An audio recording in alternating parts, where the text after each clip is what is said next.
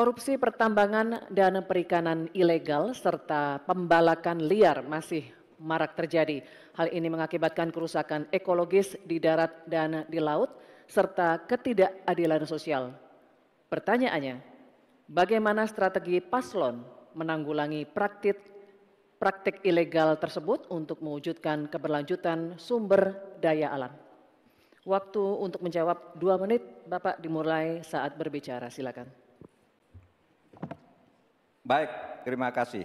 Sebenarnya persoalan penyelesaian SDA dan energi selalu harus menyeluruh dari hulu ke hilir.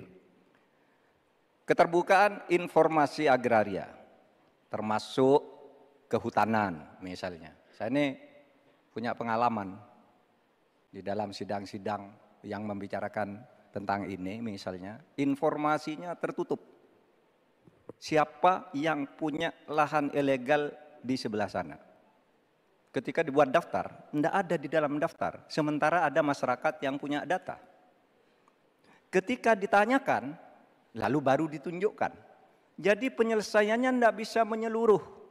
Karena kemudian atas nama keterbukaan informasi publik, mereka katakan ini rahasia. Tidak bisa dong. Rahasia itu kan bukan yang tentang data perampasan tanah-tanah rakyat, kasus-kasusnya di mana, siapa yang menyerobot perkebunan sawit, itu kan harus daftarnya lengkap. Sesudah diselidiki apa yang terjadi di dalam analisis. Wah, itu memang permainnya buruk. Sehingga selalu disembunyikan. Kalau baru orang tahu dikeluarkan satu-satu. Tidak ada penyelesaian yang menyeluruh. Nah, oleh sebab itu ini menjadi penting bagi kita keterbukaan informasi tentang data-data. Kalau kita mau menyelesaikan, data itu menjadi basis untuk penyelesaian. Kita juga pernah, atau kami kalau bicara soal rekam jejak, ya, kita ikut dalam upaya penyelesaian satu peta sebagai rujukan untuk masalah-masalah tersebut. Demikian. Baik, terima kasih Bapak Mahfud MD.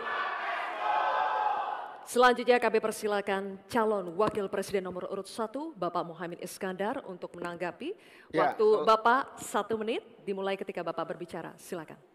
Selain yang disampaikan Pak Mahfud, salah satu yang memprihatinkan adalah data ESDM itu ada 2.500 tambang ilegal. Sementara tambang yang legal saja tidak membawa kesejahteraan.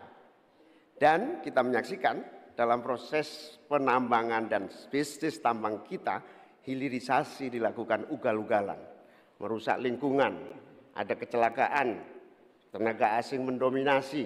Di sisi yang lain juga perkembangan hilirisasi maupun tambang tidak signifikan dengan kesejahteraan masyarakat sekitar. Sulawesi Tengah pertumbuhan ekonominya sampai sekarang bisa 13%, tinggi sekali. Tapi rakyatnya tetap miskin dan tidak bisa menikmati. Hilirisasi apa yang mau kita lakukan, sementara ilegal juga terus berlangsung. Lanjut, demikian. Terima kasih. Baik. Terima kasih Bapak Muhaimin Iskandar. Selanjutnya, giliran calon Wakil Presiden nomor urut 2, Bapak Gibran Rakabuming Raka. Kami berikan kesempatan juga untuk menanggapi. Waktunya 1 menit dimulai ketika Anda berbicara. Silakan. Baik, terima kasih Gus Muhaimin dan Prof. Mahfud. Dari pasangan Prabowo Gibran, simpel saja solusinya. IUP-nya dicabut, izinnya dicabut, simpel.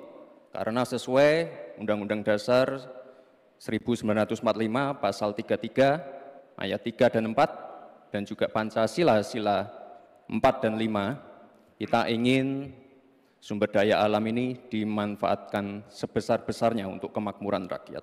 Dan juga kita harus menjalankan Permen Investasi nomor 1 tahun 2022. Intinya kita ingin perusahaan-perusahaan besar ini bisa menggandeng UMKM lokal, pengusaha lokal, jadi mereka tidak besar sendiri, tapi ikut membesarkan warga lokal, pengusaha lokal, dan UMKM setempat. Terima kasih. Masih ada waktu, Pak Gibran? Cukup atau lanjut? Cukup? Baik. Terima kasih.